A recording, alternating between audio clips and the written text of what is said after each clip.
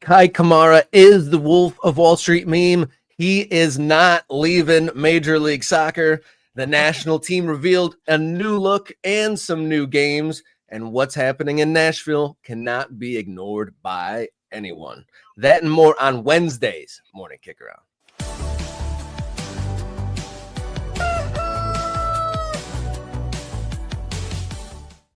Hello and welcome to the show. This is Morning Kickaround, where we cover the world's favorite game from the world's favorite country. I'm Jason Davis. We coming to you every Monday, Wednesday, and Friday, and whenever you want on that YouTube channel. How you feeling this morning, Mr. Davis? Well, we're going to talk about some serious topics, so it's a little bit of a mixed bag for me today, Rob. I'm happy to talk about soccer as always, and I know we're going to talk about some fun soccer things like the career of one Kei Kamara, but there's some stuff, some serious business we're going to get to, and I think that's a good balance for us on this Wednesday. Yeah, it's definitely a sample of the variety of things, all which point back to American soccer. That we cover here on Morning Kickaround. If you're tuned in here and you're watching online and you're not subscribed yet, do so now. Subscriptions go so far and it doesn't cost you a thing. If you want to take it a step farther, memberships are huge. Now that we've got some following, YouTube opens up the possibilities of what we can do. Latest thing is memberships, and we have a goal in this show today for what we want to accomplish, and then we'll do a bonus episode. Yeah, so membership's separate. Obviously, that's a recurring contribution to help out the show. Plus, you get perks like access to the Discord, where I have now started to share my list of soccer stuff. People seem to have questions. I will answer all questions, and I will give away my soccer stuff. Become a member of Morning Kickaround and MK Ultra, and you will have access to my stuff. At least one thing from my stuff, at least to start. But the goal right now for this show, 5 super chats during this live episode, and we do a bonus segment at the end of the program. So that's a fairly low bar. I think we can get there. So if you want to support the show with a little bit of change, you'll get some extra Morning Kickaround on your Wednesday. I think it's a good deal. Just the 5. We'll hit there and keep on going. That's how we've gone, up until this point here on Morning Kickaround. You can also find us as a podcast. Search Morning Kickaround. Oh, I'm switching it up on you. We'll go with the traditional order. Morning Kickaround on X, Instagram, and Blue Sky. You can write us an email, morningkickaround@gmail.com, or find us in your podcasts, Morning Kickaround. That's all you got to do. Just search right there. We didn't forget about you on Ko-Fi. Instead of my badge. I was just trying to point to my badge while you're doing all that because I have this weird throwback diplomat shirt on. Anyway, you're wearing New Mexico United. Shout out to New Mexico United. Yes. What else? Coffee, Ko-Fi. Kofifi, whatever that is. Yeah. Coffee.com/Morning Kickaround. Also another place if you want to do one-time donations, that's a great place to do that as well. And since you broached the subject, you're rocking a Diplomats with a very attention-demanding sash there. And thanks to Ron Patel for the brand new New Mexico United. You got a sash too. We're both sashed up. I don't know that was intentional. We're on like a 3-4 show synchronicity of like we had yellow shirts one day, we had black shirts the other day. Now we're both slashing it up. Way to go. Yeah. Internet synchronicity. So with that all said, should we kick some long balls? Kick off here. Wednesday's Morning Kickaround. Here we go with some long balls.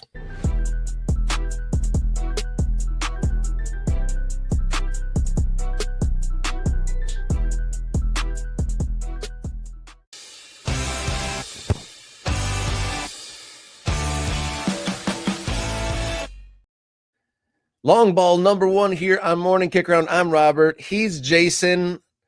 Did Major League Soccer mess up rivalry week? There is a midweek slate of games here on Wednesday, May 14th, and probably what would have been a marquee matchup, a cornerstone, a foundation-building matchup in the midweek Midwest, St. Louis versus Sporting KC. Very early in this regional rivalry, and they've put it on a Wednesday, Jason. Yeah, only the 3rd year of this rivalry existing. And if I know anything about Major League Soccer, Rob, it's that they love marketing a rivalry. Mm-hmm. Get you someone in your life Or do who they? loves, well, I was going to say, get somebody in your life who loves you as much as MLS loves marketing a rivalry. But in this case, they do seem to have missed the mark. And I've seen, I follow some St. Louis City fans. I follow some Sporting Kansas City fans, and I have seen enough grousing about this game's scheduling to think that MLS did screw this up. Like, why are we doing this on a Wednesday at Energizer Park in St. Louis when you've got a weekend match coming around? I mean, look, I guess in a perfect world, Rob, like if this was, oh, I don't know, your native land of England, would we be making a big deal about a midweek rivalry game? Would we be like, oh, I can't believe they put the Merseyside derby on a Wednesday? Or we would just say, oh, people show up no matter when this game is. People make their way to Goodison. People make their way to Anfield. Counterpoint to that, though, in their third ever season, 110 years ago, when the third year of the Liverpool versus Everton Merseyside derby, did they put it on a Wednesday? That's a good question. I don't know. Whatever time the whistle blew and the factory workers got out of the toffee making place, that's what they were doing, right? I know. Just to hear you say toffee was just really funny. Fishing the whatever they do in Liverpool. I don't know. Docks. They have docks in Liverpool. That's the one. For. Ding ding. Yeah, that's the thing. Yeah, you may be right. I don't know if they did that on a Wednesday back then. This is one rivalry game. The rest of the rivalry games are coming up in the weekend. But this is actually a good point from member Mike Thomas. Right. This is the thing. Member, goal of five super chats. Yeah, MLS does this thing where they jam all the rivalries together. So so we got Wednesday night, St. Louis City versus Sporting Kansas City, Energizer Park, 8:45 p.m. Eastern time kickoff this evening.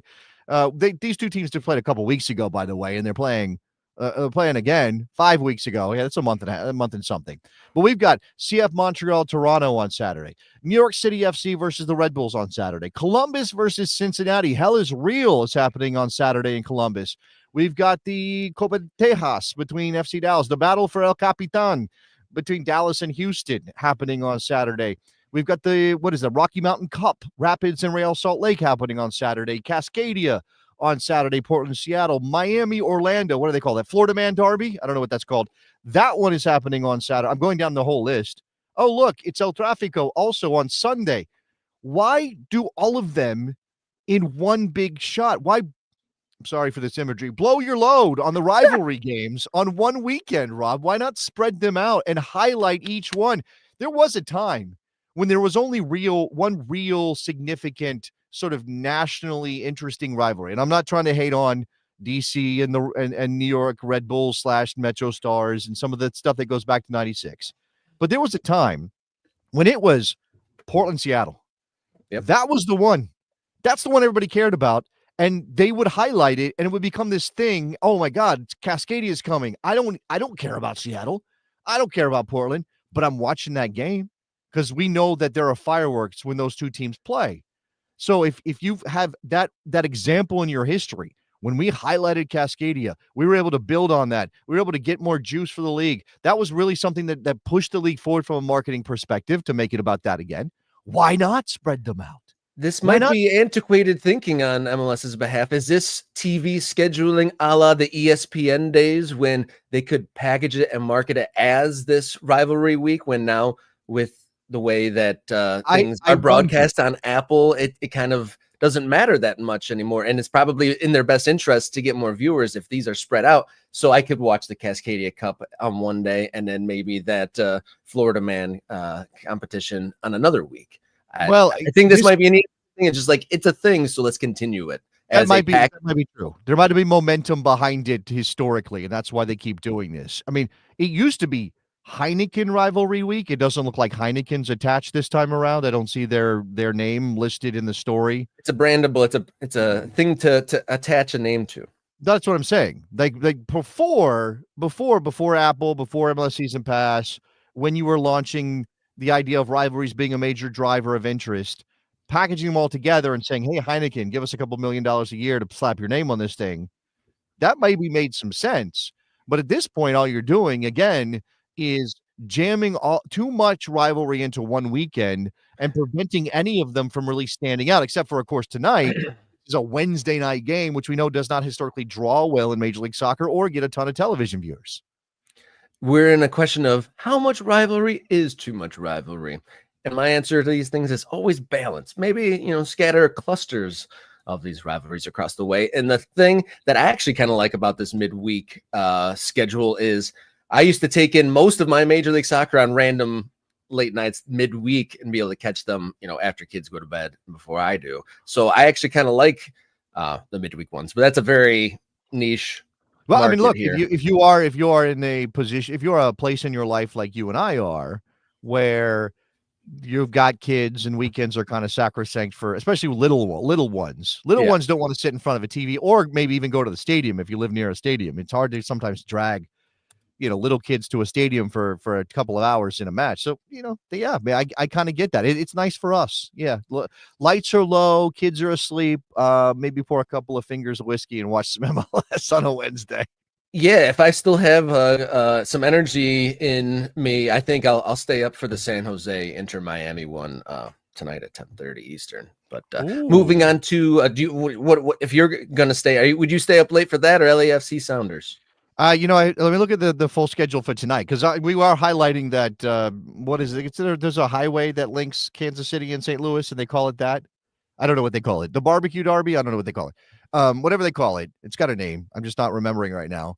That is one of the ones that you highlight.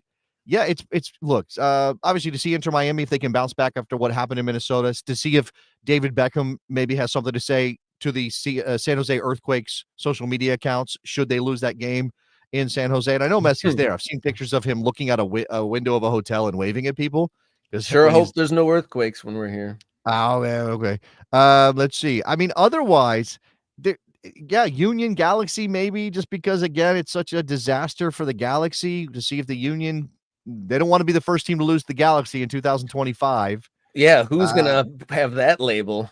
Oof. There's also a story brewing in Atlanta as to whether or not Ronnie Dyla's got much time left. If they don't get better, they are in Austin. So there's something there too. I think those, and then obviously LAFC and Seattle, which is a clash of the two best teams in the West over the last, 5, 6, 7 years, whatever that is. Indeed. Long ball number 2 here for Wednesday, May 14th. There's some new looks for the national teams. The women's national team got 2 new looks, whereas the men got a new dark kit. Definitely a little bit of a departure on the dark, but the light that you see on the screen there, this is exclusively for the women's side. And in its description, it says it's a throwback to the origins of the women's national team program. I mean, they're highlighting the 40 years of the U.S. women's national team. Obviously, 4 stars for 4 World Cup titles. The milestone. We honor the legacy of our athletes who have consistently been a catalyst for change.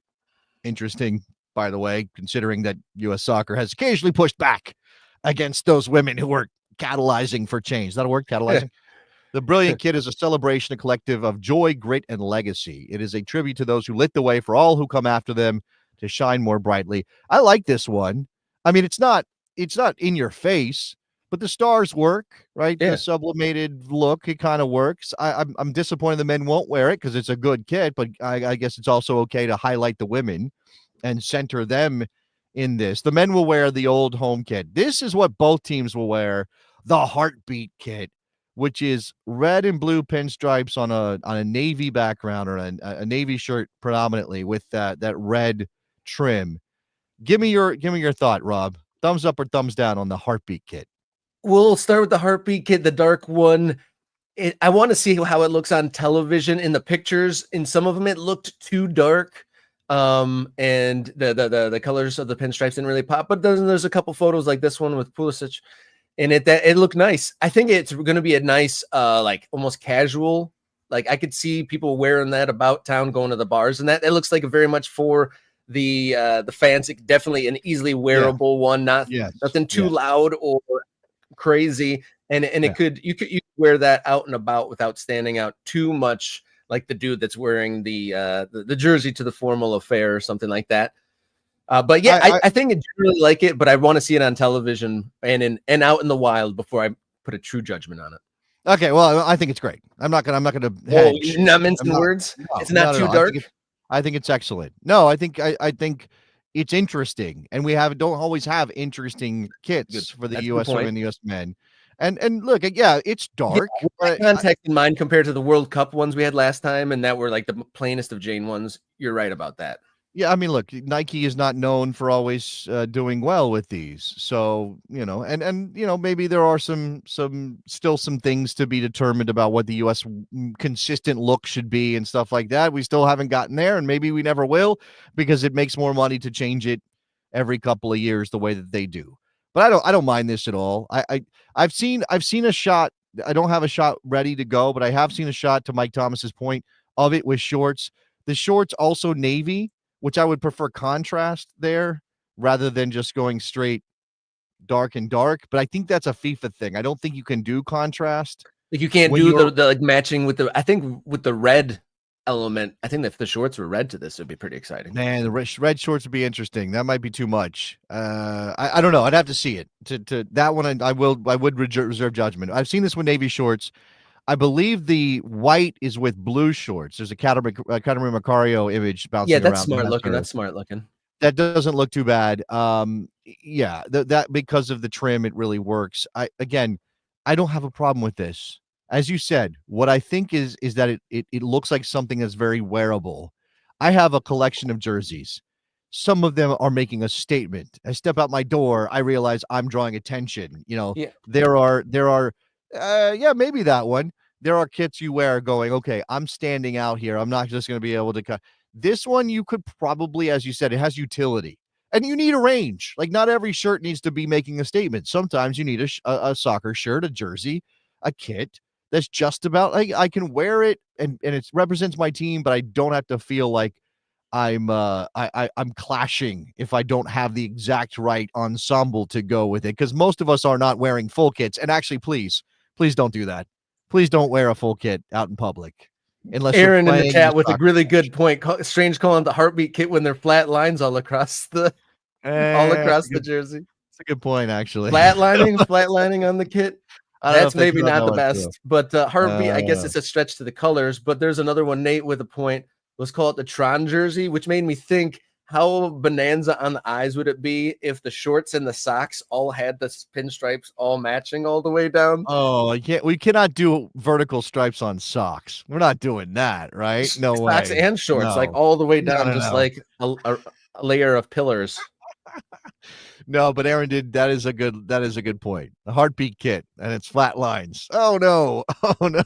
Oh no. That's not necessarily the connection you want to make, but I will agree again with you that how standard and just generic kits had gotten at one point for these national teams, it is good to see a departure. And it is interesting that they would change the primary, the light colored, for just the women's. I know that there's a connection to the 40 years and having a harkening back, but it seems, I mean, does it put them on a better spotlight, or does it like differentiate the programs by doing that? I mean, there have been times when the women have had kits that the men didn't wear.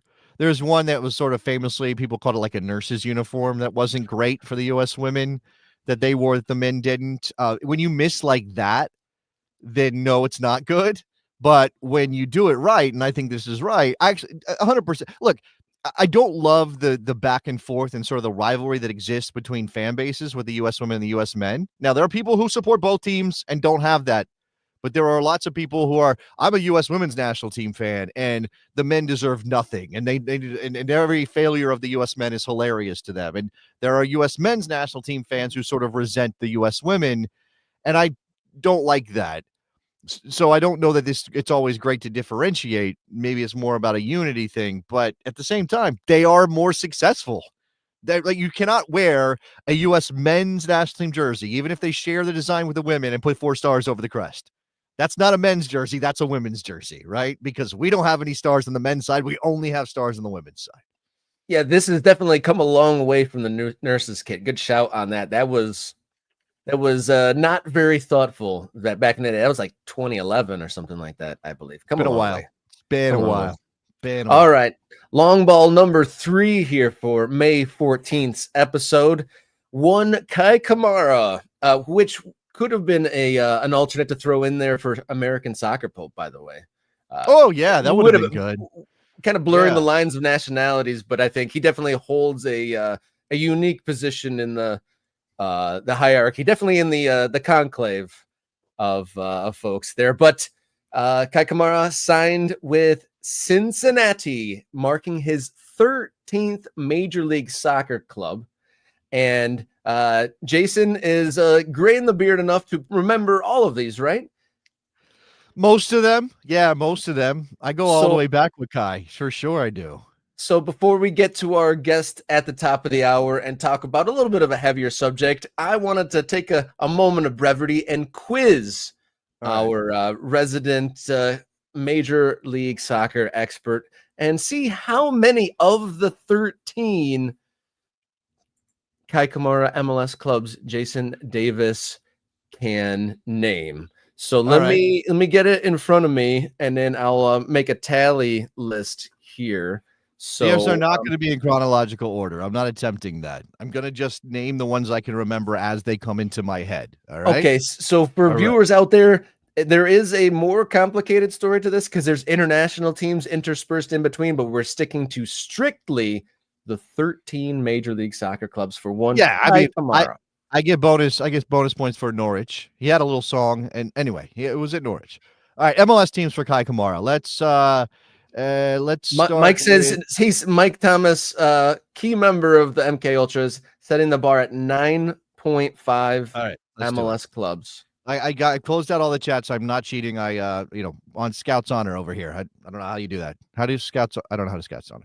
All right, San Jose Earthquakes is my first one. Just ding ding. Name that one. Ding ding ding. His second club. All right, Kansas City Wizards. I guess that's Sporting, but yeah, I was going to say it was Sporting Kansas City. He played for the Kansas City Wizards because he famously has one of the worst misses of all time, playing at Community America Ballpark or whatever that was, that minor league baseball stadium they played in. Anyway, it's not a memory lane thing. It's just remembering the clubs he's played for. All right, Kei Kamara has also played for now suddenly I'm psyching myself out here. He has also played for LAFC. That's fairly recent. Ding, ding, ding. Yep, right. That was his 2024 team. Appeared 27 times, scored 3 times. He has played for the Columbus Crew, Kei Kamara. Ding, ding. All right, how many am I up to now? That's 4. That's 4. Oh, you can get the 5th one. It was the headline of this episode. What? Or this segment. FC Cincinnati? Yep, you're at 5 now. He hasn't stepped on the field for them yet, but that is, I guess, that is a club that he has shown up for. New England Revolution, Kei Kamara. Ding, ding, ding. 6. Okay. Let's see. Now I have to think through various Houston Dynamo. Did I already say Houston Dynamo? You did not. That's 7. Okay. Let's see. He has also played for I got to go through the geography of it in my brain at this point. Wow. Kei Kamara. Let's see. Wow, I hope I didn't top out at 7 when Mike had me at 9.5. That would be really bad. Chicago Fire. Oh, yep. There's number 8.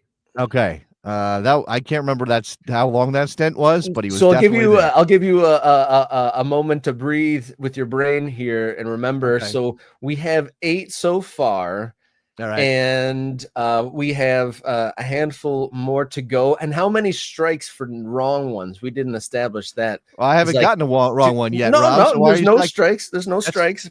But if we're starting to reach and stretch, I want to be prepared if there's a foul. Did I say Colorado Rapids? Did I say Colorado Rapids? That's 9. That's 9. All right. All right. So I haven't gotten one wrong yet. I think 3 strikes. Well, he played for so many teams. I guess 3 strikes would normally be out. But in this case, I don't know if that works necessarily. I said the Fire. Okay. He played for this. I'm not asking. Am I asking or am I telling you? Oh man. A hint counts as a strike, I guess. Okay. I think this is right, but I'm hesitating a little bit. Montreal Impact / CF Montreal. Ding, ding, ding. That's 10. That's 10. Wow, I'm up to 10. And I've got 3 more that I haven't gotten yet. Yeah, let me review the ones. LA Galaxy. I'm just throwing that out. Might as well put it in there. LA Galaxy. Do you ever play for the Galaxy? Nope, that's a strike. No, I missed it in the Galaxy. I don't know why I had the Galaxy in there. I don't think he played for either of the Cascadia teams, any of the Cascadia teams. I don't think he's played in Vancouver. Wait, maybe he did. Maybe he did. He played for Vancouver. Yes, he played for Vancouver. Maybe he went from the Revs to Vancouver. I think that might. Maybe I'm remembering this. Yeah, you're right. Okay, so I've got 11. Right? Is that 11? Yeah, that's 11. Right. And then I just want to make sure. The Galaxy was a bad guess. I can't believe I went with the Galaxy. I screwed that up. Am I missing? Okay, I don't think he played for. I think he's only played for one Texas team. I don't think he played. So other than Cincinnati, you are looking for one more team. Oh, only one more? You're looking for one more team. One more MLS team that Kei Kamara has played for. Can I? Okay, I've done well enough. Can I get a hint on era? Is this early, middle, or late? I think there's good reason for this to be a fuzzy moment because he played for an MLS team you didn't name for 7 games, scoring once in 2020. Oh my God! In the pandemic year. Yeah, so there's a good reason why this is the one that you haven't been able to pluck. The pandemic year. Where did Kei Kamara play in the pandemic year? Man, I'm not. I don't want to just randomly throw out a team. I don't have this one. I'm gonna give up. I'll tap out at my 11 or 12. Well, you have a couple strikes. Jenny is waving. She's telling me not to give up. I'm not. I can't give up. Is okay? That? So right. If you only have one strike, you can at least get one hint left. Do you want to take a hint, or do you want to just have it given to you? All right. I suddenly have a team in my head, but this is really just a flyer. Nashville. Strike 2. No. All right. All right. Give me a hint. It has a bird theme. A bird theme. Oh well, now I got to go through all the clubs that have bird themes. Who am I missing that has a DC United? You play for DC United? Oh no. Yeah. Okay, who was it? Minnesota. I really don't remember that at all. All right. Oh, that's awesome. But you did a great job overall. And it wasn't too far off from chronological either, to be honest. Columbus Crew, San Jose, Houston Dynamo, Sporting Kansas City, Middlesbrough, Columbus, New England, Vancouver, Colorado, Minnesota, Montreal, Chicago Fire, LAFC, and as very recently, but yet to show up on the field, Cincinnati. Was it Middlesbrough and not Norwich? Is you're telling me I was wrong on the English team? No, he did. Okay, so true teams. So he went from Sporting Kansas City to Norwich to Middlesbrough to Columbus. Got it. Okay. All right. I forgot about the Middlesbrough part. Okay. By the way, the Best Soccer Show, which some of the people in this chat are aware of, my original podcast and show, we used to play a game called 6 Degrees of Jeff Cunningham, because Jeff Cunningham was this guy before Kei Kamara was this guy, but I think Jeff Cunningham only played for like 7 teams. So Kei has blown Jeff Cunningham out of the water. But we could try to play 6 Degrees of Kei Kamara, and we could probably link Kei Kamara to nearly every player who's ever played soccer in the history of the world at this point because of those teams that he's played for and the guys that he's played with on a couple of different continents. A segment that we haven't done as much as we had intended was the memory hole. And I would like to do the Jeff Cunningham memory hole and just talk about how prolific he was and kind of dig into some of his best performances and stuff, because that kind of like just slightly predates him. I know like the legacy or the name that he was, and he's like one of the biggest names on the all-time MLS scoring charts that I don't know if everyone is like rapidly familiar with. So that might be a good one to dip into for a memory hole segment, but we'll come to that at some point, I'm sure. And we do have a goal today of 5 super chats. Do we have any super chats so far? No, I don't believe that we do. Nobody stepped up and super chatted yet, but maybe when we get Valair on to talk Nashville, we can get that going. That's right. And we will have Valair, our guest, on in just a moment. But I got to remind you first, if you are watching now, haven't subscribe, please do so now. One step farther, become a member. And part of that membership drive is 5 super chats.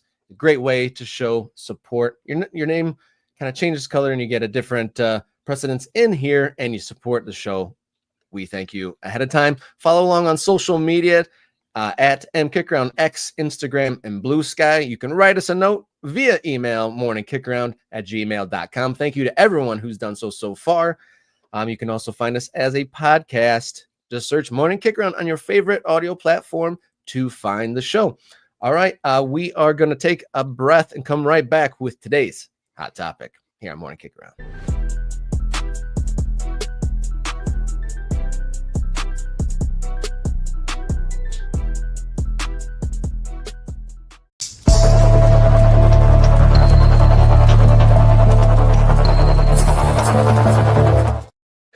The hottest of topics here on Morning Kickaround on Wednesday, May 14th.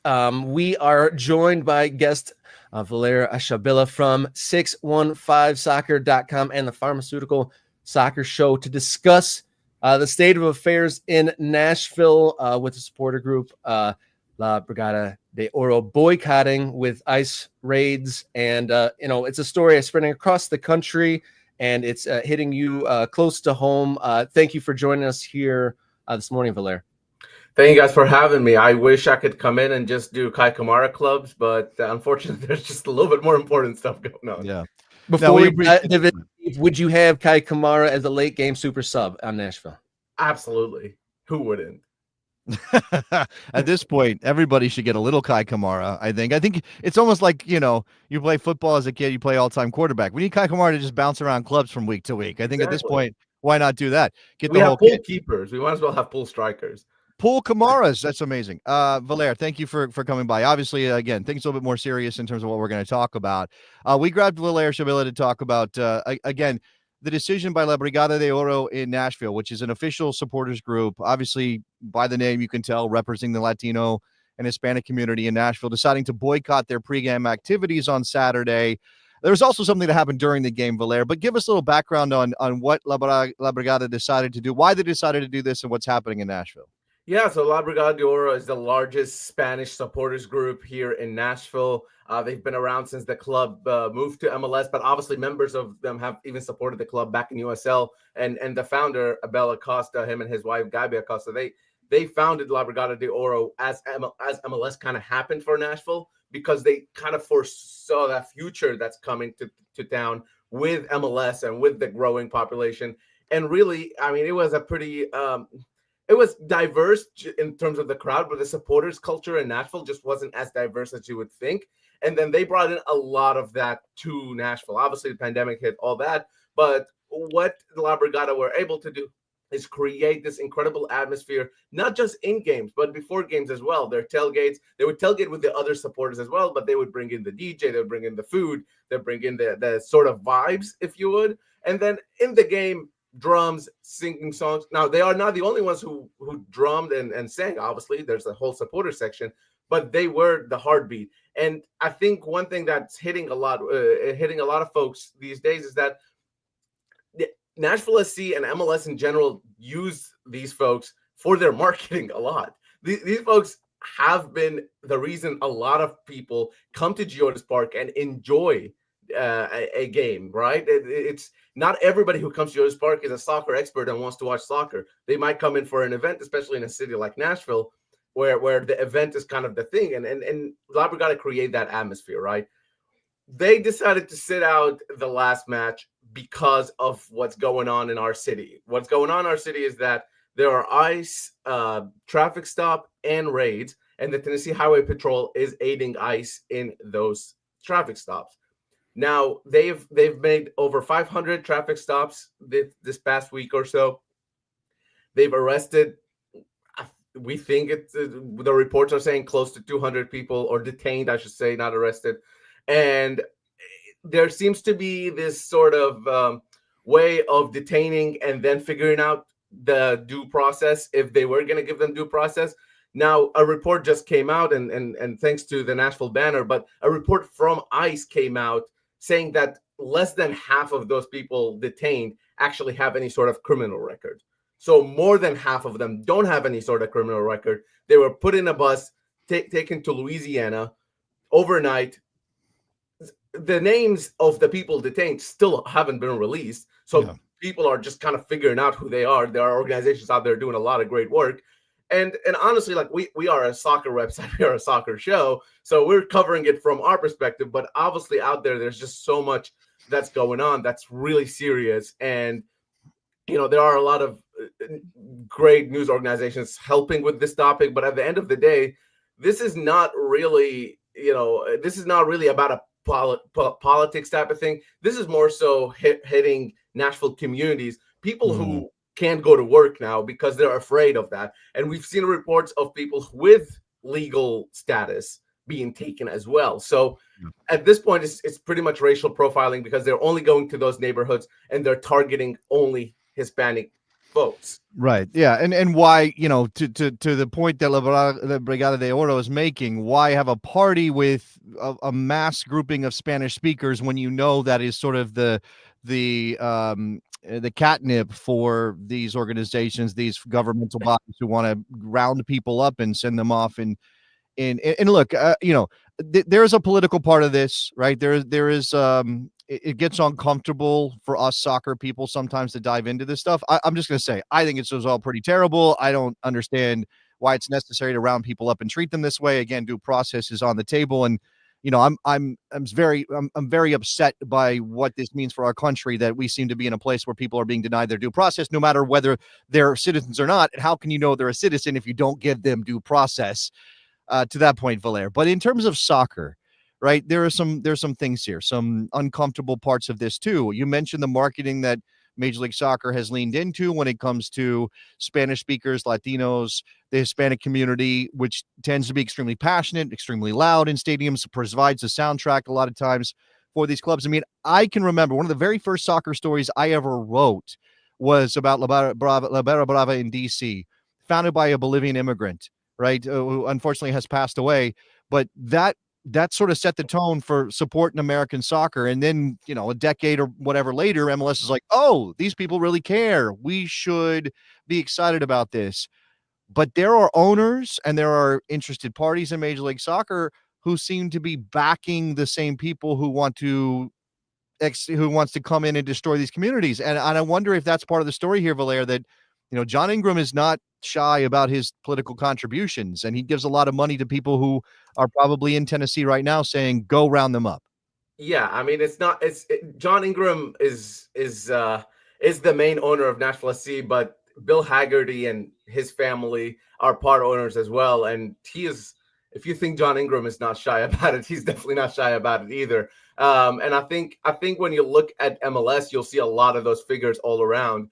And, it's no surprise to me that it's dead silence from MLS and Nashville SC pretty much on this topic. And I haven't seen any club or an owner make anything. Maybe there is something out there and I'm just not seeing it. But it's one of those things where they want, when it's Pride Night or when it's Hispanic Heritage Month, they put out the little band in the middle of the field. They'll get a Spanish-speaking person to do the national anthem. They'll sell tacos or whatever. But then, hey, when crap hits the fan, for lack of a better word, then it's kind of nothing. It's dead silence, right? And I think that's a problem, not just with this situation. We've seen this problem a lot of times. Is that when it's a nice photo op, we see a lot of these folks being involved, and then when it's really seriously, let's roll down our sleeves and do some work, they're nowhere to be found. And it's I don't want to make it sound like this is like a Nashville SC thing. This is way bigger than Nashville SC. This is way bigger than MLS even.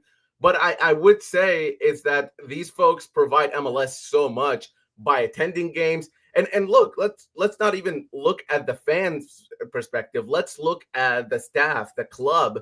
Look at how many people are in the club who are immigrants, some of which are, documented or undocumented, who knows?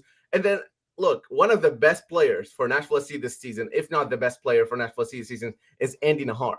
And Andy Nahar came to this country as an undocumented immigrant, and he's helped Nashville SC. I think he has 4 assists already from right back position, and he has a goal.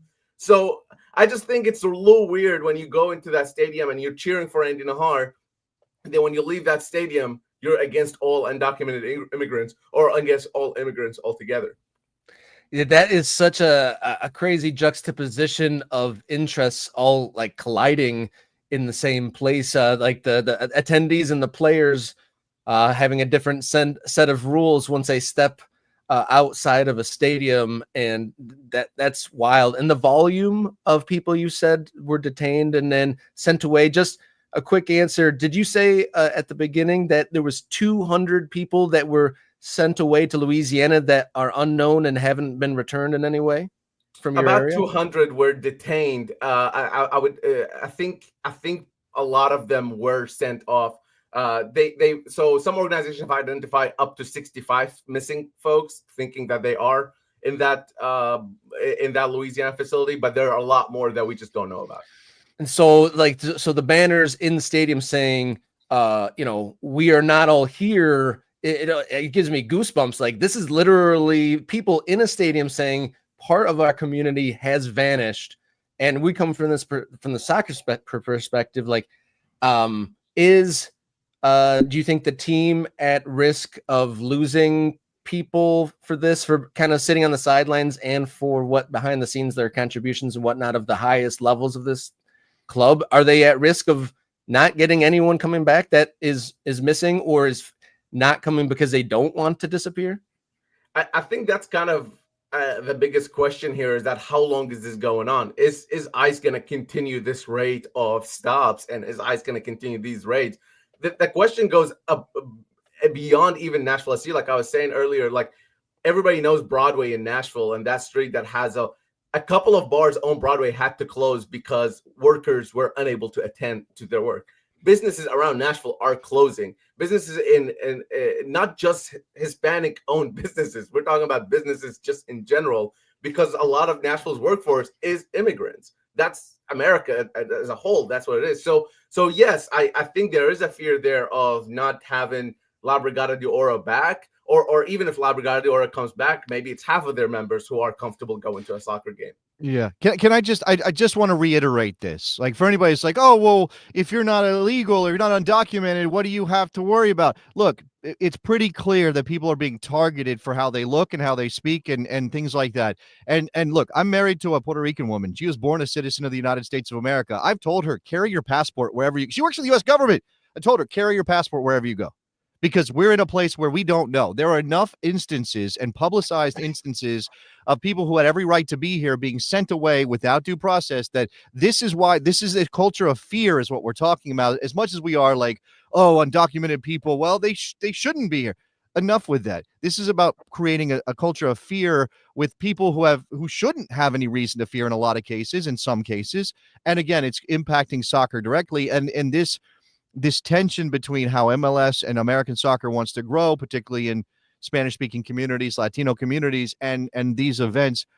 I don't know, Valair, let's come to the event of the game, because obviously La Brigada de Oro decided not to do their pregame festivities. I imagine many didn't show up, and other supporters groups there at Gita Stadiums decided to show their support. And there was something of a question over whether they could do that. What went down?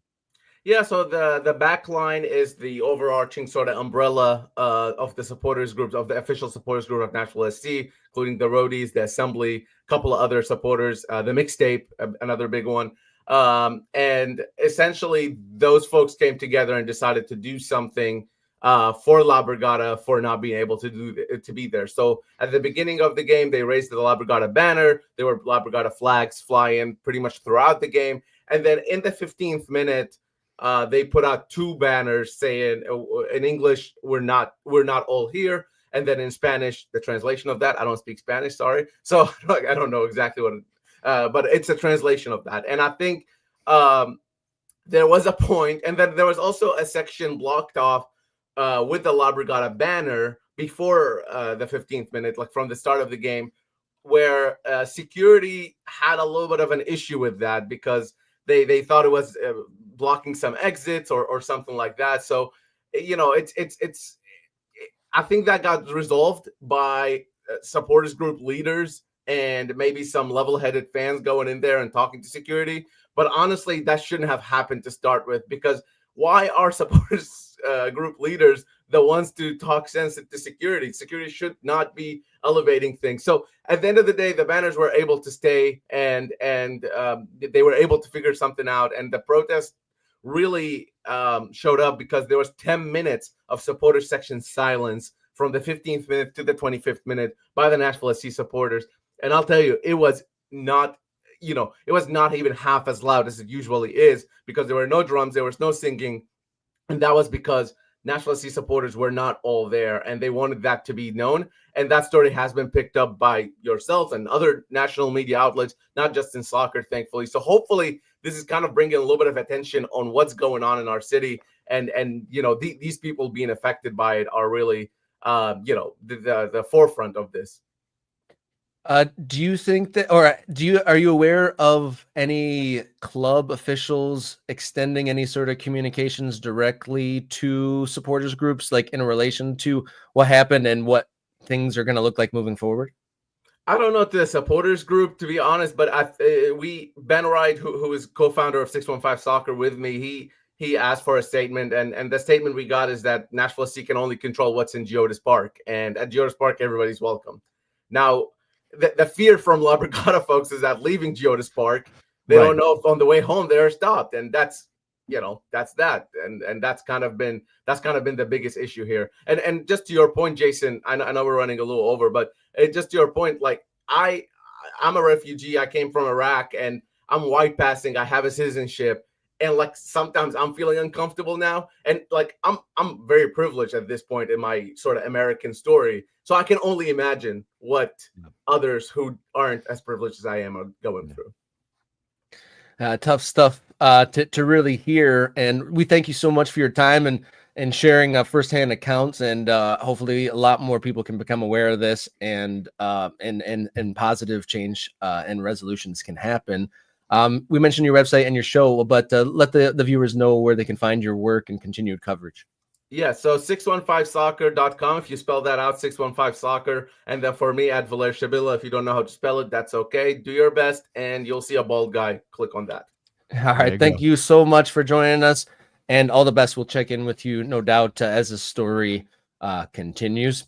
Viewers, if you are watching this right now and you haven't hit subscribe yet, do so now. It doesn't cost you a thing. You don't get spammed, nothing like that at all, but you help this show immensely. If you want to take it a step further, hit membership.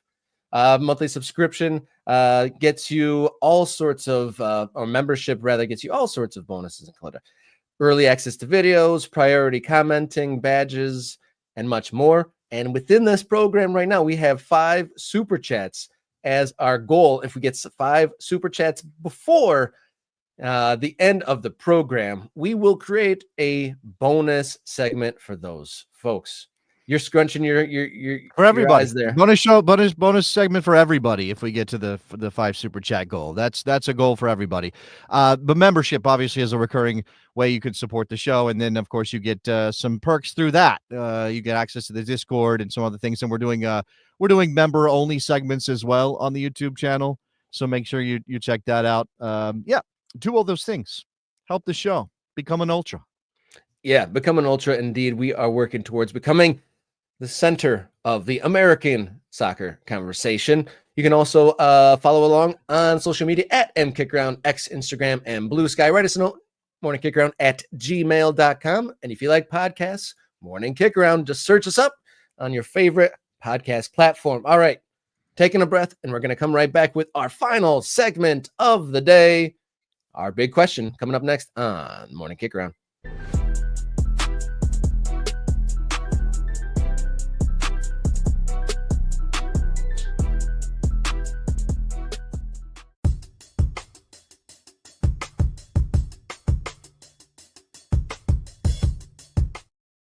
Big question of the day here on Wednesday, May 14th. This is Morning Kick Around. I'm Robert. He's Jason Davis.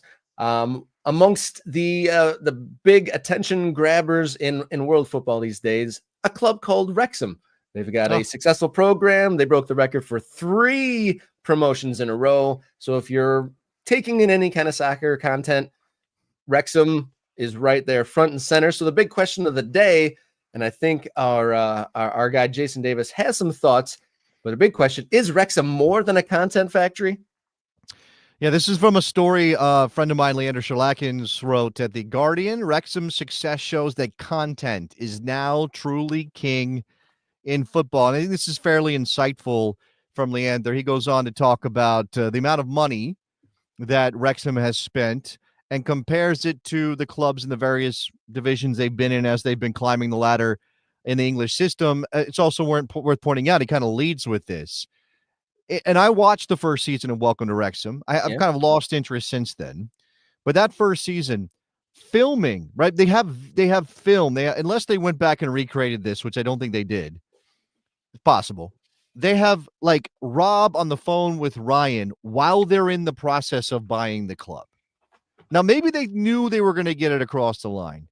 But his point was, Leander's point in his piece is, clearly the content preceded everything else, right? Like the docuseries tracing the stunning rise of a fifth-tier Welsh club under the ownership of a pair of Hollywood celebrities existed as a show before it was a sporting project. So these guys were not thinking, let's go revive a soccer club in Wales and take them up the ladder in the English system. They were thinking, let's create a show. Oh, and then we'll take the club and definitely want to be successful because it's better for the show. Right? Does that make sense, Rob, as how you understand the Wrexham story? Yeah, I know that's the timeline, but I also think that those guys might film almost anything, and they have access to film crews. And like, if it became a thing, they would be able to use it, and it progressed. So, they kept it in the can for banking the show. Okay. All right. I mean, I think it's a hand-in-hand tool. I think one hand feeds the other here, to be honest. I understand. Because the documentary propelled and gave it an outlet to all the things that they've then monetized for sure. Right. But then that's a little bit of the point. Okay. Let's go to what Nate is saying. Nate is a member. Shout out to Nate for being an MK Ultra. Wrexham is a pretty cool new business model. Buying from below cheap and spending your way up. Hard to argue with the straight promotions. That is true. Right. Now, the thing about this is that's hard for me to kind of stomach and deal with is that Wrexham is not, they're not a feel-good story if you are not Wrexham and you're in their division when Rob and Ryan show up, right? To you, the viewer watching Welcome to Wrexham, it's a feel-good story. And in fact, here, I'm going to read this from Leander's piece. One of the clever tricks that the show's editing cooks up is to make a financial juggernaut appear like a hard luck underdog story. Wrexham's tale is really one of the planned collision of mainstream celebrity and raw purchasing power unlocked by all those new eyeballs, a display of uncut capitalism. Right? So what Leander is saying is that you are buying into Wrexham, this down on its luck town in the north of Wales, and this club that can't seem to get out of the National League despite their history when they went to an FA Cup quarterfinal, whatever it was 50 years ago, and they should be better than this and those kind of things. And that is, again, that's one perspective. But if you turn the picture 180 degrees, suddenly you're going, oh, Wrexham is essentially, and I'm not comparing it morally, I'm not, but Wrexham is the Manchester City of the lower tiers of English football, right? They are like, so down in the National League, Wrexham's wage bill, actually might even have this copy. Okay, well, we'll get to this part. Down in the National League, Wrexham's wage bill was more than 3 times that of their average competitor. 3 times. In their lone season in League 2, they still had the highest payroll. In League 1, theirs was the 3rd highest, and their net transfer fee expenditure was 2nd highest. They also had the 2nd oldest squad in the division, enjoying the luxury of signing players merely for their present-day usefulness rather than having to speculate on the upside of the future sales. It's a completely different business model than anybody else who was in the National League or in League 2 or even in League 1. Does that bother you in any way?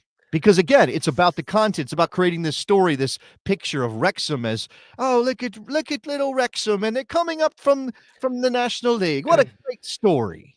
I think this is a lot of things, actually. It's a lot of things all at the same time, to be fair. But I got to say, I think all Americans should like this because this is freedom. This is George W. Bush freedom. They were free to use what they had to buy a team and do with it what they will. Would they have that kind of freedom in America to do such a thing? No. So that's an interesting in that, right? And then with the documentary, there is okay. Go ahead before I. Well, I think one of the pertinent questions is this a model that we should encourage? No, and that was part of why it's complicated. While it's interesting and it was an entertaining show, and they've come a long way, and there's no doubt that they overspent the people alongside them and got them to their point. But it extends the story of like now that they're getting into probably territory where the model has to change in some way, or they won't be outspending and they're going to have to be craftier than the others. But with the show, it's the whole, just like with the whole reality show, like it's not life imitating art, it's using life as art, and kind of definitely leveraging individuals for the betterment here. But comparing them to Manchester City, yes, they paid above level, but they're using a different kind. It's not oil money or anything like that. They used what they had and did what they want. And one thing, it can't be all negative, is the American audience has learned also what is here more than they knew before. They demonstrated promotion relegation, and kind of in a way demonstrated why what they're doing there isn't possible in their home countries either. And so while they wouldn't be able to drum up a town that is 99% all fans of that soccer team here, what they're doing there isn't possible here either. And so while yes, Luke's point in the chat, he said, I wish it would have come a little bit more organically, but he couldn't be more happy for them. And content, yes, big driver. And part of the complication of it is, while this is a unique story, it also, the part that's the dark side, so to speak, is there's going to be countless copycats. And I don't know if anyone is going to be able to replicate that enough. So there's going to be some like QPRs that try to do something really fantastic, and it's going to crash and burn. They kind of already did. If you haven't seen the 4-year plan, go watch the 4-year plan. It's not exactly that's what I'm saying. Like, there will be people trying to emulate what Wrexham have done.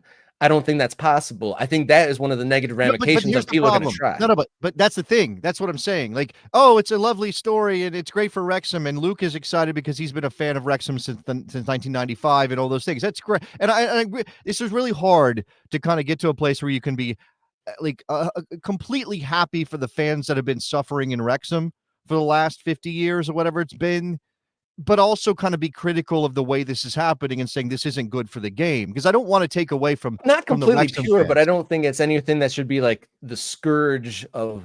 But this is just another step down the devil's road of turning soccer clubs into content factories rather than soccer clubs or football clubs first. I think Jonathan Wilson has written on this topic. You can go look for his writing on this. Juventus is, I think, a club he pointed to. And obviously that's a massive club with a massive worldwide following and a ton of history, right? They are the most successful team in Italian football history. And yet they still, over the last 5 years, have decided that what they have to be more than a football club is a content factory. They have to be pumping out social media. They have to have an esports team. They have to do all these things that aren't about the football anymore.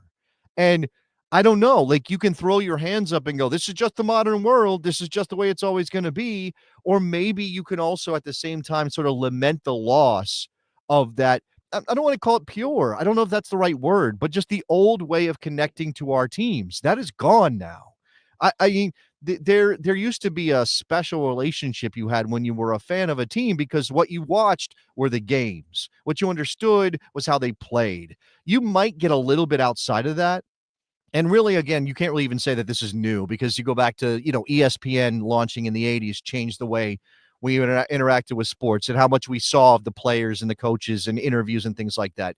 But really, social media and the internet has completely exploded it to the point where there's too much of my, not in MLS, unfortunately, but there's too much of my athletes. There's too much of my coaches. There's too much coverage. I don't need constantly to be, I'm as guilty as anybody of consuming it, because it's like ice cream. It's like ice cream when you're a kid. You don't know when to stop. You might, like, on some level, you might understand I shouldn't eat this much ice cream. And people keep telling me, don't eat this much ice cream, but you just keep gorging on ice cream. And then you realize, oh, this is not actually what I want. I don't want to feel the way I feel after eating all this ice cream. And I feel like that's kind of where we are. And Wrexham is like the purest form of how content is overwhelming the game. It's a different flavor of ice cream that I couldn't stay away from because I'm as guilty as you are. Is going back to the ice cream counter. Is Southampton produced an absolutely beautiful video and put it out, and it's about the first day of next season getting promoted, and it's like an old man telling the story about regardless up or down, this is our team, this is where we're from, and I gotta admit I got the goosebumps. So good for them. They manipulated all... their emotions because that is cynical as hell because they want to make sure that their fans don't drift away because they're going back down. That's what I mean. That's the you're not wrong. I mean, they did it very well, but yeah, to your point, they definitely hit the heartstrings, no doubt. I'm gonna bring Luke back in. Shout out to Luke, who's also an MK Ultra and a friend of Rob. It's great as a fan, feel good story, nice for a decaying town, original content, etc., but don't call it football because it isn't. And that is what I'm saying. We are now past the point of no return. Unless you want to support an amateur side, unless you want to be involved in Oakland County FC up there in Michigan, the way that Rob is, shout out to him. And there will always be ways to interact with the game in that form. But if you want to be a fan of professional soccer and feel that old style connection to your club, it's not going to be a thing anymore. It's just not. So the next club that, if there's going to be an attempt to copycat right off the bat, have you heard about, is there a Birmingham City Tom Brady sort of thing? I mean, they have big money. They have the American back, not Brady, but the American backers of Birmingham City have spent a ton of money. So because they're low key more doing that to, pump it full of money even more so. Well, Birmingham City, though, it doesn't have, and this is why Wrexham is unique and why it made sense, distressed property kind of thing for Rob and Ryan is that, you look at Birmingham City, that's a team that's been in the top division in recent memory, right? They're not like the feel good story in the sense that they've been laboring in the lower divisions for a very long time. They just have done a Sunderland, right? Where they dropped down the ladder and now they're trying to work their way back up. And by the way, I'm going to say this because it came up yesterday on the radio show. Sunderland booked their place in the championship playoff final at Wembley a week from Saturday. They will play Sheffield United, who's their own kind of story. And recently in the Premier League, Sheffield United, as opposed to like they got relegated a year ago and they're trying to go right back up and yo-yo. Sunderland hasn't been in the Premier League in 8 years, something like that. And before there was Welcome to Wrexham, another content club, by the way. Well, yeah, there was Sunderland Till I Die. Right. And there was no celebrity element to it. So I'm not saying, again, it's still content. It's still manipulative. It's still all those things. And yet I feel like if I'm going to pick one, and I'm put you on the spot, Rob, if I'm going to pick one, Sunderland or Wrexham as the story that I feel more attracted to, it's Sunderland 100%. It's 100% Sunderland. It's not Wrexham. No, I actually wonder if Sunderland got any new fans from Sunderland Till I Die. I know a lot of people watched it and it definitely people learned about the heartbreak of supporting a team that's not going in the right direction. But I'm curious if they became more famous, but I'm not sure if they've gained more fans globally. And I know this is arbitrary on my part, right? I am choosing what I believe, not necessarily based on reality. But Sunderland, a club that had a documentary series that talked about the struggles of the club, who had been this, is a big club going through rough times, which is sort of different than the Wrexham story. The fact that they didn't, that Sunderland Till I Die didn't immediately spark their quick rise back up the ladder into the Premier League, and it's taken a while and all that stuff, and maybe they still won't get there. If they have to beat Sheffield United, they might not. That makes the whole content thing feel more comfortable for me than the fact that Wrexham has parlayed their series and Robin Ryan's presence into rapid promotion. Like, it feels artificial to me. It's incredibly difficult to do, and I'm not trying to take away from that achievement, but it feels artificial to me. How about a docu-series promotion playoff where Wrexham and Sunderland have to be in the playoff for the promotion to the Premier League?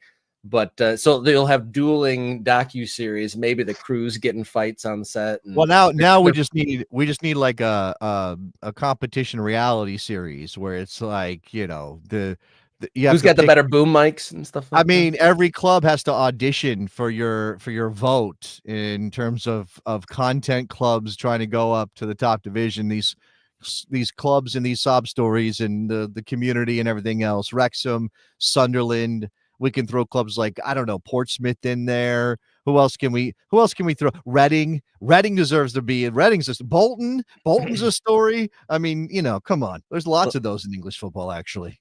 Yeah, last point on the show, Mike Thomas asks, if the show wasn't there but the spend was the same, would you feel any different? Like if it was just an overspending team rather than a content machine? It wouldn't be as in my face, right? But I think knowing who I am, and I know I'm not typical. I cover soccer for a living. I do it every single day. I think about it every single day. I'm always thinking about these issues. It would still bother me. It would still bother me that disparity between everybody else in the National League, everybody else in League Two, and Wrexham. If they weren't doing a docuseries, but they were spending this kind of dumb money, it would bother me. It would feel. I know there's no rule against it for the most part. I mean, there are some rules in the football league as to salary budgets, but in terms of expenditures and transfer fees and stuff, like doing things like who was the striker that they got first season, second season, Ali something, that guy, they bring him down from like 2 divisions up to play in the National League. That would feel wrong to me, no matter whether it was a content factory or not. Yeah, they got a couple over league players. I mean, James McLean being in the third tier, he's definitely playing down, and yeah, they definitely stacked it. I mean, they didn't put Ibrahimovic on the team or anything like that. But that would have been amazing. I would have been completely in if they had Zlatan Ibrahimovic in Wrexham. Come on. Yeah, and I wonder what they would do with that sort of ego and personality if he'd be like, like the training bikes aren't good enough, or if he'd be like completely all in the same way the current players are. But we've gone over time. Man, we didn't get to our goal, so we can't do a bonus. I really would love to talk about some of the other things that the chat is talking about. Luke has brought up Salford City, and I definitely have thoughts about Salford City. Oh, there's a Beckham connection too, aren't they reinvesting or something like that? Yes. They're one. I think one of the Nevilles, I think it's Gary. Gary's involved, Phil's not, and then they've got Beckham, and they've basically bought out or for some reason the rest Scholes and Nicky Butt have moved on if they were involved. I don't, maybe Nicky Butt wasn't there, but Scholes is definitely involved and now he's not. Anyway, Salford City is a story, but we'll save that for a different day. Yeah, saving that for a different day. Thank you everyone for tuning in. If we got any subscribers, next time we will get those super chats, but don't forget, subscribe, become a member, help this become the center or amongst the town centers of the American soccer conversation. You can also follow along on social media, X, Instagram, and Blue Sky. You can also write us a note, morningkickaround@gmail.com, or find us as a podcast. You've got the action hand. What's up? Can I ask, this is a call to action for everybody watching right now, and everybody who's going to maybe watch this stuff later on YouTube. We really do need your help to spread the word. This is just a word of mouth situation. We do not have an advertising budget. We are not pushing our videos in front of you on other YouTube channels. I get recommended some channels. I don't really want to watch them, but YouTube is clearly pushing them because somebody is, spending some cash. And you know what? Good for them. That's the hustle. We don't have that kind of money at Morning Kick Around. We're still building. So everybody, if you like the show even a little bit, just one share a day, like one thing. Obviously tell somebody in real life if that's your preferred method. But if you just want to, we will have all the videos up. Just grab one of them. Hey, I really like this segment on Morning Kick Around today. Put it in a social media. Put it on YouTube. I mean, on X rather. Put it on Blue Sky. Put it on Instagram, Facebook, even. All right, please. That's the way to grow this. We are sort of boxed in on what we can do in terms of this show until we start to get a little bit more of an audience, and we would really like more people to know that we are here. Yeah, big thanks to Valair Shabilla and our previous guests, and we got a big one coming on Friday. So Friday is not an episode to miss. And if you missed anything from any of the segments, you can of course go back to the YouTube channel, and if you're subscribed, you'll see all those come through. Till Friday, everybody, please enjoy your soccer.